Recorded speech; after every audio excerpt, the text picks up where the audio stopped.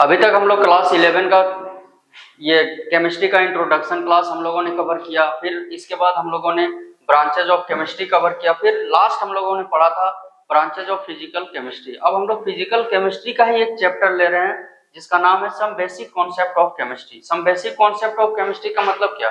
Chemistry के बारे में कुछ आधारभूत चीजों से संबंधित ये पाठ है जो आपको बहुत ही आसान तरीके से समझाने का प्रयास किया जाएगा। तो आप वीडियो को स्किप नहीं कीजिएगा, शुरू से अंत तक आप वीडियो पे बने रहें, बहुत आसान तरीके से आपको समझाया जाएगा। देखिए, अब हम लोग सबसे पहला टॉपिक यहाँ पे ले रहे हैं जिसका नाम है मैटर। मैटर मतलब पदार्थ। मैटर है क्या? तो इसको माइंड मैप से हम लोग समझते हैं। पहले मैटर क्या? कोई सब्सटेंस हो सकता है। सब्सटेंस दैट मीन्स वो लिविंग भी होगा और नॉन लिविंग भी होगा। लिविंग मतलब क्या?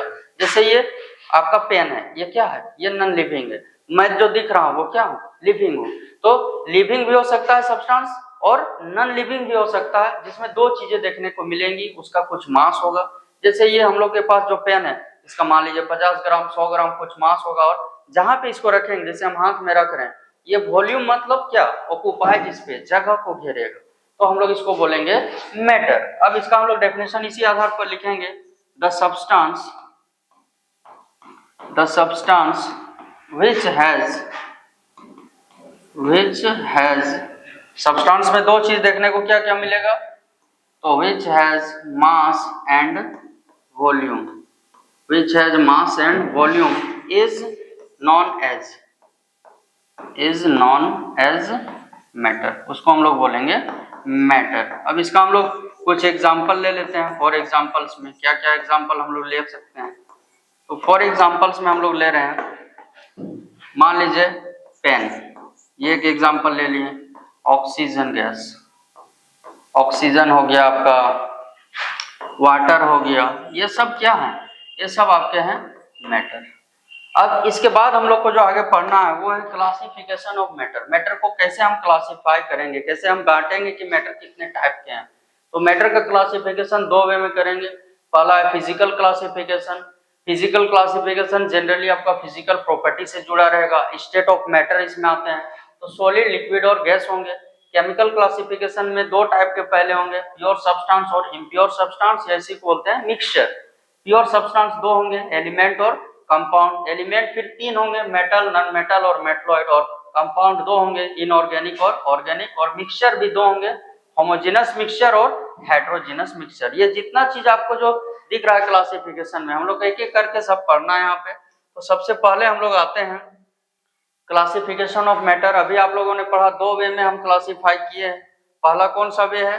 तो पहला है आपका अकॉर्डिंग टू फिजिकल क्लासिफिकेशन, और दूसरा है हम लोगों का अकॉर्डिंग टू कौन सा classification? Chemical classification. Physical classification अभी बताए थे कि this classification is in this classification matter has been classified according to their कौन सा प्रॉपर्टी? तो फिजिकल प्रॉपर्टीज के अकॉर्डिंग में। फिजिकल प्रॉपर्टीज के अकॉर्डिंग में जब हम क्लासिफिकेशन करेंगे मैटर का, उस क्लासिफिकेशन को बोलेंगे फिजिकल क्लासिफिकेशन। और फिजिकल प्रॉपर्टी है क्या? तो जो स्टेट ऑफ मैटर के कारण, मैटर का स्टेट के कारण जो जो प्रॉपर्टी देखने को मिलेगा उसको हम लोग बोलेंगे कौन सा प्रॉपर्टी? तो फिजिकल प्रॉपर्टी। जैसे है आपका पहला प्रॉपर्टी है टेस्ट। टेस्ट जैसे हम लोगों ने एक यहाँ पे फ्लोर क्लीनर लिया है, तो ये एक लिक्विड फॉर्म में, इसका कुछ टेस्ट होगा। टेस्ट के बाद है इसका कलर, कलर देखने को आपको मिलता है, इसका व्हाइट है। फिर इसका कुछ मेल्टिंग पॉइंट होगा, ये तो मेल्ट नहीं करेगा, ये मेल्ट किया हुआ है, ये बॉयल करेगा। जैसे आइस होता है, तो आइस आपका क्या है? सॉलिड में है, तो मेल्ट करता है 0 डिग्री में, तो उसका मेल्टिंग होगा, बॉइलिंग होगा, सोलिबिलिटी होगा। जैसे वाटर है, किसके किसके साथ सोल्यूबल होगा। डेंसिटी मतलब उसका पार्टिकल का पैकिंग कैसा है, जैसे सॉलिड रहता है तो सामने पैकिंग रहता है। तो ये सारा जो प्रॉपर्टी है, जो प्रॉपर्टी आपका स्टेट ऑफ मैटर के कारण एग्जिस्ट करता है, वो सब प्रॉपर्टी को हम लोग बोलते हैं कौन सा प्रॉपर्टी? तो फिजिकल प्रॉपर्टी। फिजिकल प्रॉपर्टी को हम लोग मेजर कर सकते हैं। जैसे आप लोग वाटर का जो बॉइलिंग पॉइंट है वो 100 डिग्री होता है, आइस का आपका मेल्टिंग पॉइंट है वो 0 डिग्री होता है, तो इसको हम लोग मेजर कर सकते हैं। और ये क्लासिफिकेशन मैटर का स्टेट से जुड़ा रहता है। तीन टाइप के स्टेट ऑफ मैटर है, सॉलिड, लिक्विड एंड गैस। ये उसका पार्टिकल्स को दिखाया गया है। जैसे हम लोग अगर कोई भी सॉलिड में, मान लीजिए एक बहुत बड़ा बांस हम लोग दे दिए हैं, अगर उसको हम लोग जाना चाहेंगे तो वहां से हम गुजर नहीं सकते। क्यों? क्योंकि उसका पार्टिकल कुछ इस टाइप से होता है। लेकिन एक तालाब में देखिएगा कोई भैंस उतर के आराम से पास करके निकल गई। क्यों? क्योंकि उसका पार्टिकल थोड़ा दूर होता है। और हम लोग एयर में, एयर मतलब क्या, इन्वायरमेंट में पूरा एयर है, जैसे हम यहाँ से यहाँ टहल रहे हैं तो हम जा क्यों पा रहे हैं, क्योंकि इससे पार्टिकल और भी दूर है, हम चले तो थोड़ा सा साइड हो गया, ये इधर उधर हो गया, तो इसको हम लोग बोलेंगे क्या है, ये गैस है। ये तीनों का डायग्राम शॉर्ट फॉर्म में दिखाने का प्रयास किया गया है। इसके बाद जो हम लोगों को पढ़ना है वो पढ़ना है तीनों का प्रॉपर्टी भी पढ़ना था, तो हम लोग एक ही में उसको एक डिफरेंस का टेबल में हम लोगों ने पिरोने का प्रयास किया है। अगर आप ये टेबल समझ जाते हैं तो बहुत आसान तरीके से हम लोग सॉलिड, लिक्विड और गैस को समझ जाएंगे। जैसे देखिए, इसके लिए हम 3 एग्जांपल लेते हैं। जैसे एक हम लोग के पास ये डस्टर है, ये सॉलिड है। देखिए सॉलिड में है क्या, इसका जो जहां पे भी रखे फिक्स जगह को ये क्या कर रहा है, वॉल्यूम को ऑक्यूपाई कर रहा है, और इसका एक शेप है जैसे ये रेक्टेंगुलर शेप में। उसी तरह अगर हम लिक्विड का देखेंगे, इसका तो वॉल्यूम होगा, जैसे हम यहाँ रखे तो इतना वॉल्यूम है, कहीं पे भी रखेंगे तो एक वॉल्यूम को ये ऑक्यूपाई कर लेगा। लेकिन इसका जो शेप है, अगर हम बोतल में रखे हैं तो ये बोतल की तरह, एक कटोरी में रखेंगे तो कटोरी की तरह, मतलब जिस कंटेनर में रखेंगे उस कंटेनर का ये शेप ले लेगा। लेकिन यहाँ एक गैस है, देखिए ये बोतल में कुछ नहीं है तो गैस भरा हुआ है, अगर हम उसको, ये कोई इसका शेप नहीं है, कोई फिक्स शेप नहीं है, कोई वॉल्यूम नहीं, कितना है नहीं है, इसका एग्जैक्ट वॉल्यूम पता ही नहीं है। जैसे आप लोग नाइट्रोजन का सबका पॉइंट में लेके हम लोग अप्रोक्स में लेते हैं, तो पहला जो शेप और वॉल्यूम है सॉलिड का डिफिनिट होता है। शेप और वॉल्यूम क्या होगा, डिफिनिट मतलब फिक्स होता है, एक निश्चित होता है। लिक्विड का क्या डिफिनिट होगा, वॉल्यूम होगा, लेकिन शेप नहीं होगा। जैसा अभी आप देखे थे बोतल में था ये आपका फ्लोर क्लीनर, तो बोतल की तरह दिख रहा था। फिर गैस में दोनों ही इनडिफिनिट है। दूसरा हम लोगों ने लिया है डेंसिटी। डेंसिटी मतलब उसका पैकिंग, तो पैकिंग को आप इस फिगर से समझिए। देखिए इसका डेंसिटी हाई है, इसका थोड़ा सा सॉलिड से क्या है, लेस है, और ये इसका सबसे कम है। तो इसी को हम लोग लिखे हैं कि they have high density. Solid का पैकिंग जो है, पार्टिकल का पैकिंग वो सामने सामने होता है तो हाई डेंसिटी होगा, और they have lesser density, density कम होता है किससे, तो सॉलिड से। और they have least density, least मतलब होता है सबसे कम डेंसिटी किसका होगा, सबसे कम डेंसिटी होगा हम लोग का किसका, गैस का। थर्ड है फ्लूडिटी। फ्लूडिटी मतलब होता है बहाव, कौन बहेगा। तो लिखा है दे कैन नॉट फ्लो, कोई भी सॉलिड होगा तो वो अपने नहीं बहता, जब तक उसको, चाहे वो एयर से बहेगा चाहे वो वाटर से बहेगा, तो वो बहता खुद नहीं है, इसलिए लिखा है they can not flow. Liquids flow from higher level to lower level. Liquid flow होगा लेकिन किधर से, तो जिधर ज्यादा होगा और जिधर कम होगा उस ओर बह के जाएगा।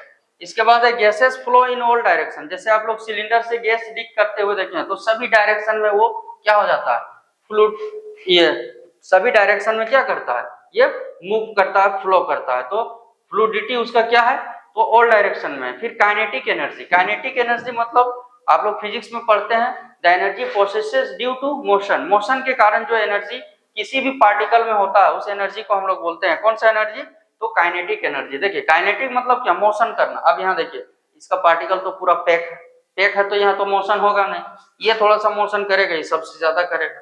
तो काइनेटिक एनर्जी सबसे ज्यादा किसका होगा, सबसे ज्यादा होगा गैस का। इसीलिए लिखा है the particles of solids have least kinetic energy. Least मतलब सबसे कम, वो मोशन कर ही नहीं पाता है। इसके बाद है the particles of liquids have higher kinetic energy than solid.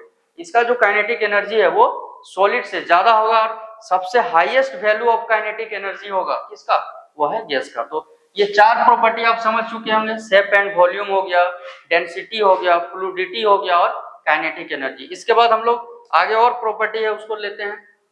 इसके बाद है रिजिडिटी। रिजिडिटी मतलब कठोरता। किसमें कठोरता होगा, तो देखिए ये इतना रिजिड है कि ये दबेगा नहीं।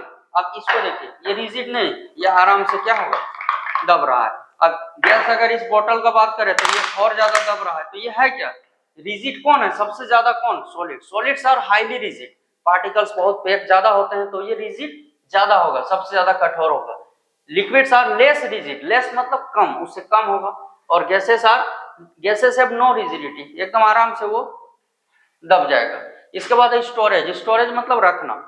जैसे ये सॉलिड है, इसको रखने के लिए कुछ नहीं चाहिए, लिखा है they do not need container for storage. जमा करने के लिए इसको कोई कंटेनर का जरूरत नहीं है। देखिए ये लिक्विड है, इसको जमा करने के लिए हम लोग को कैसा कंटेनर चाहिए, विदाउट कंटेनर नहीं होगा, यह हम लोग क्लोज भी हो सकता है, ओपन भी हो सकता है।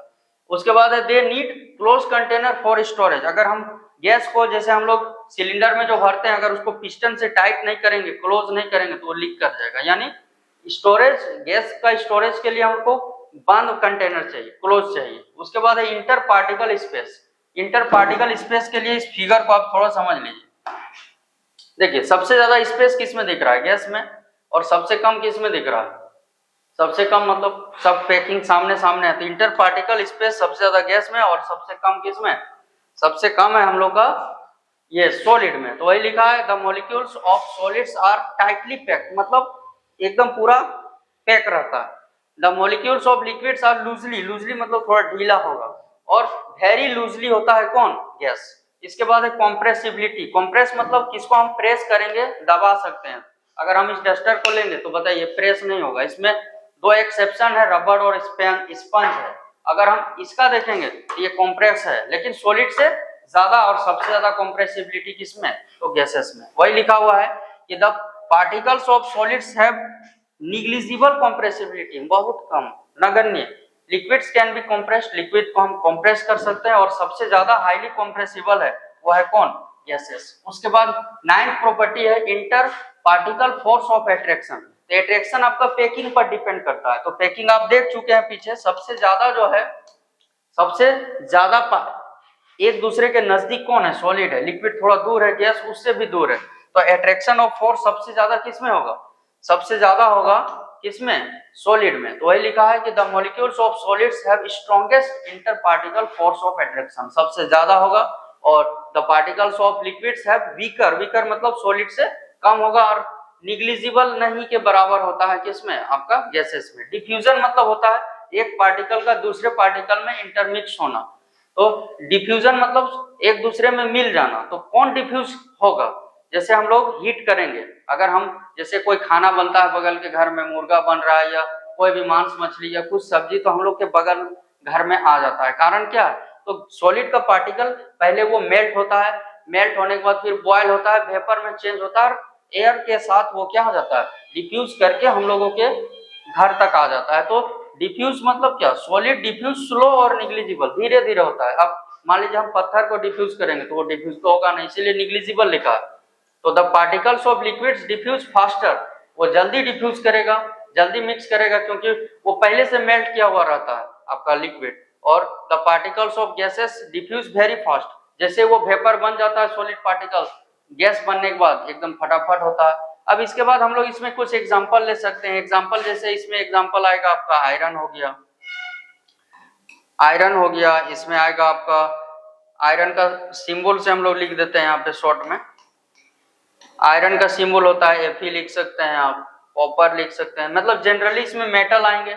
इसके अलावा आप लिख सकते हैं स्टोन हो गया, तो ये सब आएंगे किसमें, सॉलिड में। लिक्विड में क्या आ सकता है, तो पेट्रोल हो सकता है, पेट्रोल के बाद है इसमें वाटर होगा आपका, ऑयल होगा, ये सब एग्जांपल है किसका, आपका लिक्विड का। गैस में होगा O2 हो सकता है, ऑक्सीजन हो सकता है, CO2 हो सकता है, हीलियम हो सकता है, नियॉन हो सकता है। तो इस तरह के और भी चीजें सब आएंगी किसमें, गैस के एग्जांपल है। तो उम्मीद है आपको यहाँ तक सॉलिड, लिक्विड और गैस का जो डिफरेंस है फिजिकल प्रॉपर्टीज के आधार पर बहुत ही आसान तरीके से समझ में आ रहा होगा। अगर आपको वीडियो अच्छी लग रही है तो चैनल को सब्सक्राइब कर दें, और वीडियो को लाइक, शेयर और कमेंट जरूर